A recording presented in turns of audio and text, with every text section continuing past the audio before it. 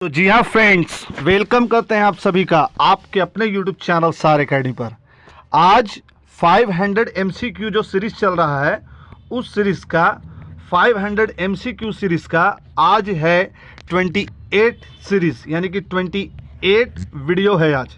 और आज 28 वीडियो में हम करेंगे 10 क्वेश्चन को, क्योंकि हर एक वीडियो में हम कर रहे हैं 10 क्वेश्चन को। इससे पहले कि वीडियो को हम स्टार्ट करें, अगर वीडियो अच्छा लगे तो लाइक शेयर सब्सक्राइब करना नहीं भूलिए। और अगर कोई एरर रह जाए, कोई कमी रहे, तो कमेंट में आप कमेंट सेक्शन में जाकर के कमेंट ज़रूर कीजिए कि सर इसका एक्सप्लेनेशन और अच्छे से चाहिए। तो स्टार्ट करते हैं बिना टाइम को वेस्ट करते हुए आज का धमाकेदार सीरीज, जो आपका 500 MCQ सीरीज चल रहा है CDP का। आज का फर्स्ट क्वेश्चन है, किसी वयस्क के आक्रामक व्यवहार को देखने मात्र से बच्चे आक्रामकता सीख लेते हैं, यह विचार किसका है? यह विचार, यह कंसेप्ट, यह थ्योरी, यह सोच किसकी है कि अगर कोई बच्चा किसी बड़े को गुस्सा करते हुए देख लेता है तो वह भी गुस्वर हो जाता है? यह बात किसने कहा है? केटल ने कहा है, ऑलपोर्ट ने कहा है, डोलार्ड और नीलर ने कहा है, या बंडूरा ने कहा है, अल्बर्ट बंडूरा ने कहा है? किसने कहा है? चलिए कमेंट सेक्शन में आप अपना जवाब दीजिए जो आपको लगता है। चलिए, तो इसका आंसर हो जाएगा डी। कौन सा आंसर सही हो जाएगा? डी आंसर सही हो जाएगा। नेक्स्ट क्वेश्चन की तरफ चलते हैं। कोलबर्ग नैतिकता का सिद्धांत किसने दिया? कोलबर्ग ने दिया नैतिक विकास का सिद्धांत। कोलबर्ग के नैतिकता सिद्धांत या नैतिक विकास संबंधित सिद्धांत के अंतर्गत निम्नलिखित में से कौन सी बात इस सिद्धांत की एक अवस्था नहीं है? आपको इससे पहले भी हम बता चुके हैं, जहां भी नहीं रहे समझ जाओ कि बहुत डेंजर है। क्या है? डेंजर है। संभल के रहना नहीं वाले क्वेश्चन से। बहुत डेंजर क्वेश्चन है ये। नहीं में होता क्या है कि आपका जो माइंड है वो हाँ के तरफ चला जाता है और आप गलत ऑप्शन पर टिक लगा देते हो। तो नहीं वाले पे थोड़ा सा अलर्ट रहना, बी अलर्ट। कोलबर्ग के नैतिक विकास संबंधी सिद्धांत के अंतर्गत निम्नलिखित में से कौन सी बात उस सिद्धांत की अवस्था नहीं है? यानी कि नैतिक विकास सिद्धांत, यानी कि कोलबर्ग के नैतिकता विकास सिद्धांत की जो थ्योरी है उसमें किस बात को नहीं कहा गया है? किस बात को नहीं कहा गया है? ऑप्शन ये रहे आपके, संवेदी प्रेरक, प्राक रूढ़िगत, रूढ़िगत, पार्श्व रूढ़िगत। आप आंसर लगाइए, चारों में से कौन सही होगा? कमेंट सेक्शन में आप कमेंट कीजिए कि चारों में से आपका आंसर कौन होगा। चलिए देखते हैं। देखिए, कोलबर्ग ने नैतिकता के सिद्धांत में कई सारी स्तर दिए, जिसमें रूढ़िगत है, प्राक रूढ़िगत है और पार्श्व रूढ़िगत है। पहले का रूढ़िगत, फिर रूढ़िगत, फिर बाद का रूढ़िगत। तो इसमें ये तीनों रहता है। ऑप्शन में क्या है? नहीं है। कौन सा अवस्था नहीं है? तो देखिए, इसमें तीनों अवस्था है, ये है, ये है, ये है। नहीं है कौन? तो नहीं है संवेदी गामक। संवेदी गामक सेंसरी मोटर स्टेज के बारे में कोलबर्ग ने कहीं भी बात नहीं कही है। तो यहाँ पर ऑप्शन नहीं था, इसलिए संवेदी प्रेरक हो गया। अगर हाँ में रहता तो संवेदी प्रेरक नहीं होता, बल्कि इन तीनों में से कोई एक होता। तो ये हो गया नहीं वाला ऑप्शन। नहीं वाला ऑप्शन में हम सबसे ज़्यादा फोर्स इसलिए करते हैं क्योंकि सीटेट में नहीं बोल करके ही फंसाता है। एक छात्र गणित के प्रश्न करते हुए एक प्रश्न पर अटक गया। कोई क्वेश्चन कर रहा था, कोई क्वेश्चन सॉल्व कर रहा था एक स्टूडेंट, करते करते वो रुक गया। रुकने के बाद थोड़ा सा रुका और उसके बाद अचानक एक उसको थ्योरी नज़र आई, और थ्योरी के बाद वह जो है वहाँ पर जो है उस समस्या को हल कर लेता है। उस समस्या को क्या कर लेता है? हल कर लेता है। सपोज दैट कोई बच्चा है, अब कोई बच्चा है और उसको एक सर्कल का एक क्वेश्चन दे दिया गया। सर्कल का एक क्वेश्चन दे दिया गया। सर्कल का क्वेश्चन जैसे ही दिया गया तो उसमें दे दिया गया डायमीटर, दे दिया गया उसको डायमीटर दे दिया गया, जबकि वो बच्चा जो है रेडियस का थ्योरी पढ़ा था, यानी कि त्रिज्या का थ्योरी पढ़ा था कि अगर त्रिज्या दिया रहेगा तो सर्कमफ्रेंस कैसे निकालेंगे। लेकिन आपने डायमीटर दे दिया, अब उसको समझ में नहीं आ रहा है। जैसे ही समझ में नहीं आ रहा है, थोड़ा सा सूझबूझ लगाया, रुका। रुकने के बाद उसको याद आया कि नहीं, अगर व्यास दिया रहेगा, अगर मान लो कि व्यास 10 दिया रहेगा तो 10 व्यास दिया रहेगा तो त्रिज्या क्या हो जाएगा? 5 हो जाएगा, क्योंकि व्यास का आधा होता है त्रिज्या। तो 10/2 कर देंगे तो हो जाएगा काम। तो व्यास का आधा होता है त्रिज्या, डायमीटर का r बराबर d/2 होता है। तो r कितना होता है? r बराबर d/2 होता है, 10/2 होता है। तो कब उसको याद आया? जब थोड़ा देर वो सर्किल को देख करके और व्यास को देख करके सूझ लगाया, सोचा। तो इस हिसाब से आप ये कह सकते हैं कि उसने सूझबूझ से इस क्वेश्चन को हल कर लिया। तो कह रहा है कि हल हो गई, इस प्रकार के अधिगम को आप क्या कहेंगे? सक्रिय अधिगम, सक्रिय अनुबंधन अधिगम? नहीं, सक्रिय अनुबंधन अधिगम रहता तो तुरंत ही वो हल कर देता। कल क्लासिकीय अनुबंधन अधिगम, ये भी नहीं होगा क्योंकि वो तुरंत हल कर लेता। क्लासिकीय अगर रहता तो क्लासिकीय जो है जैसे वो करता था कर लेता। श्रेणीबद्ध में वो तो कर ही लेता, एक सीक्वेंस में जाता, सर्किल को देखता, डायमीटर को देखता, रेडियस निकाल लेता। ये भी नहीं होगा। कौन रहेगा? सूझ द्वारा अधिगम, थोड़ा देर सोचा, सूझ लगाया और अधिगम सीख गया, यानी कि लर्निंग उसका हो गया, तो सी होगा। अधिगम क्या है बाबू? अधिगम क्या है? अधिगम है लर्निंग। अधिगम क्या है? अधिगम लर्निंग है। किसी भी चीज़ को सीखना, लर्निंग करना अधिगम कहलाता है। हम लोग शुरू जब इसका कोर्स कर रहे थे, बीएड डीएलएड जब कर रहे थे, हम डीएलएड और बीएड दोनों किए हुए हैं, तो जब डीएलएड और बीएड दोनों कर रहे थे, डीएलएड भी कर रहे थे, डिप्लोमा और बीएड भी कर रहे थे, दोनों में अधिगम नाम आता था। तो अधिगम से हम लोगों को समझ में नहीं आता था, तो तब जा कर के कुछ कंसेप्ट जो है, कुछ जो टीचर उन्होंने बताया, अधिगम सिर्फ सीखने को ही अधिगम कहते हैं, तो समझ में आया कि वो लर्निंग है, तो ये तो ईजी है। तो अधिगम से आप अकबकाई नहीं, अधिगम मतलब लर्निंग। विद्यार्थी में समस्या समाधान योग्यता के पोषण का एक महत्वपूर्ण तरीका है। एक महत्वपूर्ण तरीका क्या है? विमर्शक अभिवृत्ति निर्माण को उत्प्रेरित करना। कौन सा समाधान? समस्या समाधान योग्यता, ability to solve any problem. Student में ability to solve any problem, यानी कि सॉल्विंग प्रॉब्लम, यानी कि किसी भी प्रॉब्लम को सॉल्व करने की एबिलिटी को बढ़ाने के लिए कौन सा एक तरीका सही है? विमर्शक अभिवृत्ति निर्माण को उत्प्रेरित करना, उन समस्या पर बल देना जो उनके लिए वास्तविक है, औपचारिक तकनीक का प्रशिक्षण देना, या सर्वमान उत्तर देने का या स्वीकार करने से इनकार करना। देखिए, आप बच्चे को समस्या समाधान की तरफ ले जा रहे हो, तो अगर बच्चे को समस्या समाधान की तरफ ले जा रहे हो तो एक बात याद रखना कि कभी भी उसको ऐसा मत फील होने देना कि उसका दिया गया जवाब जो है वो सही नहीं है। अरे ये 27 डायरेक्ट आ गया, 27 डायरेक्ट आ गया, 23 यहाँ हम कर रहे थे, तो 27 डायरेक्ट कैसे आ गया भाई? 27 कैसे आ गया? 23 कर रहे थे, 27 आ गया, 24 ना होगा? हाँ देखिए 24 होगा ये, हाँ ये ठीक है 24 होगा। अच्छा चलेंगे 27 भी कर लेंगे, 24 होगा, है ना? थोड़ा सा हमको लग गया कि हाँ लगता है कि कुछ छूट रहा है। आइए इसको समझते हैं। विद्यार्थी में पाए जाने वाली अधिगम शैलियों में भिन्नता के कारण हो सकते हैं। विद्यार्थी में पाए जाने वाली अधिगम यानी कि लर्निंग शैली, यानी कि अधिगम शैली में भिन्नता, कुछ बच्चे देखकर सीखते हैं, कुछ बच्चे सुनकर सीखते हैं, कुछ बच्चे खेल में सीखते हैं। तो सबका लर्निंग का जो मेथड है वो अलग अलग क्यों है? विद्यार्थी के समाजीकरण की प्रक्रिया के कारण, विद्यार्थी द्वारा अपनाई जाने वाली चिंतन की प्रक्रिया के कारण, परिवार का आर्थिक स्तर, या बालक का पालन पोषण। देखिए, परिवार का आर्थिक स्तर कभी नहीं होगा, बालक का पालन पोषण कभी नहीं होगा। अब बताइए दोनों में से, विद्यार्थी के समाजीकरण की प्रक्रिया, विद्यार्थी द्वारा अपनाई जाने वाली चिंतन की शक्ति, युक्तियाँ। अब बताइए इन दोनों में से, हम आप लोग को थोड़ा सा टाइम दे रहे हैं, अब बताइए। इसका आंसर सही होगा बी। आंसर कौन सा सही होगा? बी। बी इसलिए सही होगा क्योंकि विद्यार्थी द्वारा अपनाई जाने वाली चिंतन की युक्तियाँ, चिंतन में सब आ गया। चिंतन बच्चा तभी करेगा जब किसी समाज में रहेगा, चिंतन तभी करेगा जब किसी परिवार में रहेगा, चिंतन तभी करेगा जब बच्चे का पालन पोषण हो रहा है। तो यहाँ पर बी सही होगा। बी क्या होगा? सही होगा। छोटा सा रिक्वेस्ट फिर बीच में है, अगर वीडियो सही लग रहा है तो प्लीज़ लाइक्स कर दो, शेयर कर दो, सब्सक्राइब कर दो। थोड़ा मेहनत लगता है, और मेहनत लगता है इसलिए बोलते हैं आप लोग को लाइक शेयर और सब्सक्राइब करने के लिए। यूट्यूब का आप हाल जान रहे हो, जो बहुत बड़े चैनल है उनको प्रमोट करता है, छोटे छोटे चैनल को प्रमोट नहीं करता है, तो व्यू कम आता है, और व्यू जब कम आएगा तो अपने आप को डिमोटिवेशन मिलता है। तो इसलिए थोड़ा सा लाइक कर दो, शेयर कर दो, सब्सक्राइब कर दो। आप लोग करोगे और कौन करेगा? क्योंकि पढ़ रहे हो आप, तो करेगा कौन? और अगर कुछ कमी रह रही है तो आप कमेंट सेक्शन में कमेंट करके बताओ कि इससे भी अच्छा कुछ हो सकता है, या 30-30 क्वेश्चन का आप MCQ लाइए, या 10-10 क्वेश्चन का बहुत कम है, 30-30 वाला भी आने वाला बहुत जल्द। तो प्लीज़ लाइक शेयर और सब्सक्राइब करना मत भूलिए।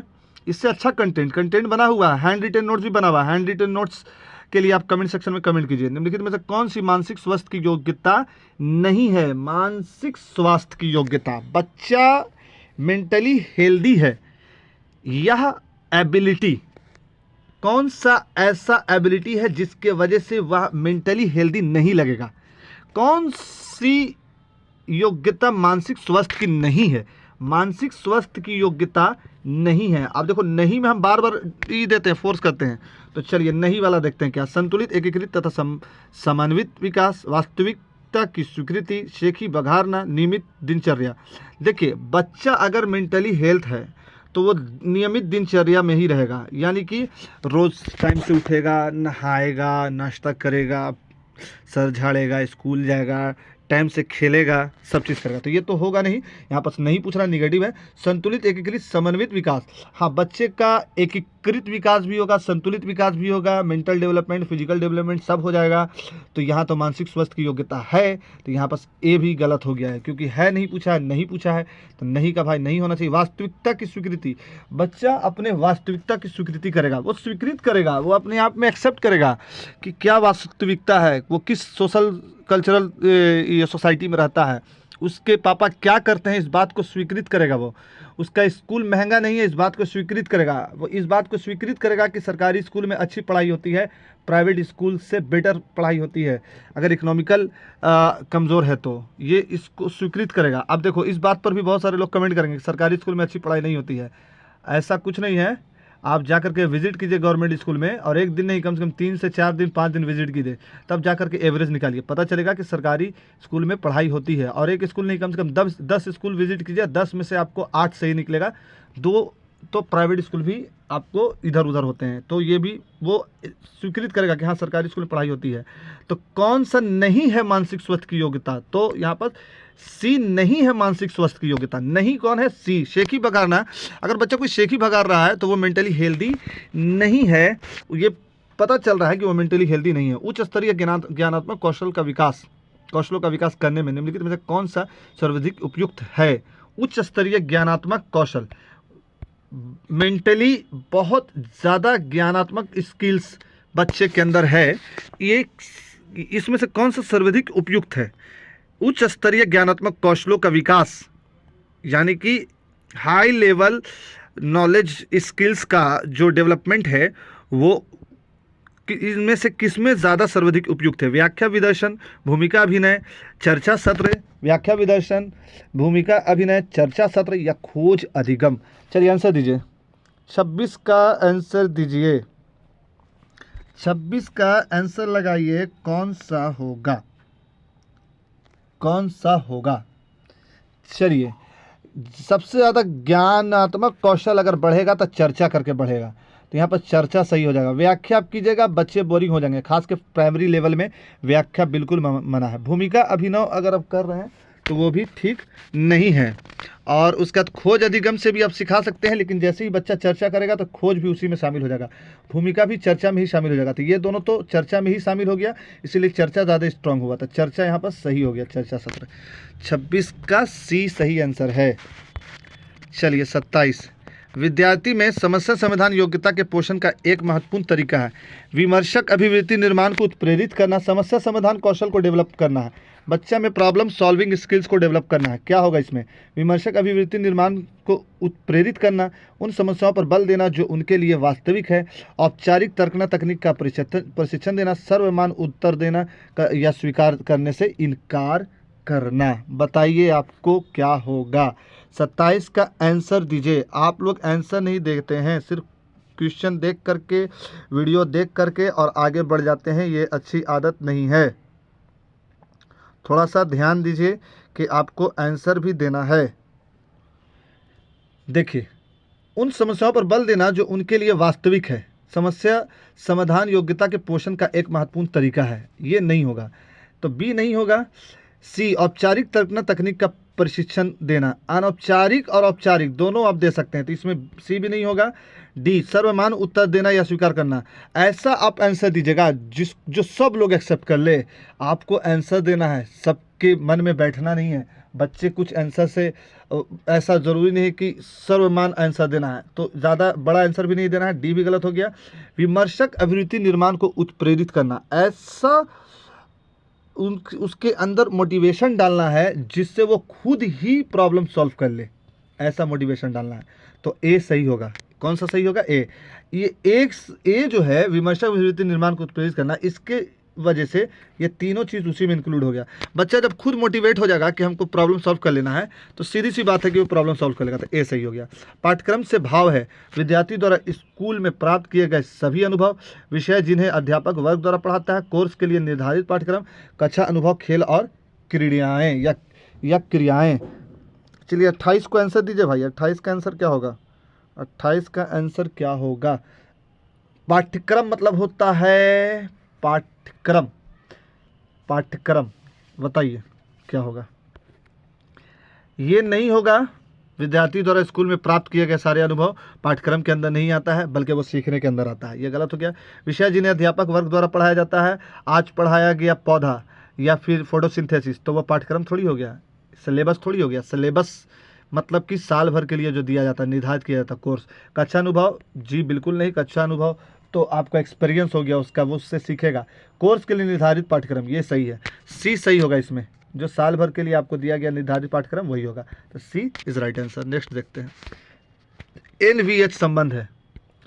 NVH का संबंध है दृष्टि बाधितों से, अस्थि बाधितों से, श्रवण बाधितों से, मानसिक बाधितों से। ABCD। आंसर दीजिए आप लोग, आंसर दीजिए फटाफट से, आंसर दीजिए जल्दी।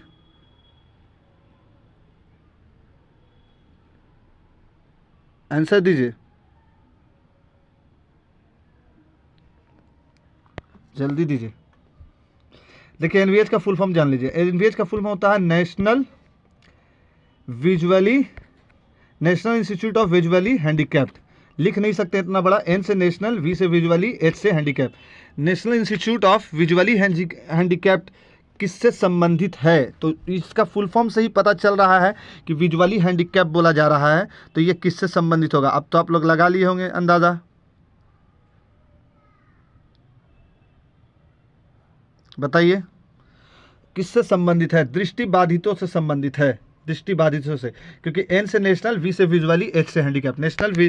NVH किससे संबंधित है? नेशनल विजुअली हैंडीकैप्ड किससे संबंधित है? दृष्टि बाधितों से, क्योंकि विजुअली हैंडीकैप्ड बोला गया है, तो यहाँ पास ए सही होगा। फुल फॉर्म याद रखिएगा तो सब हो जाएगा। पूर्व भाषाई बाधिरता होती है। Last question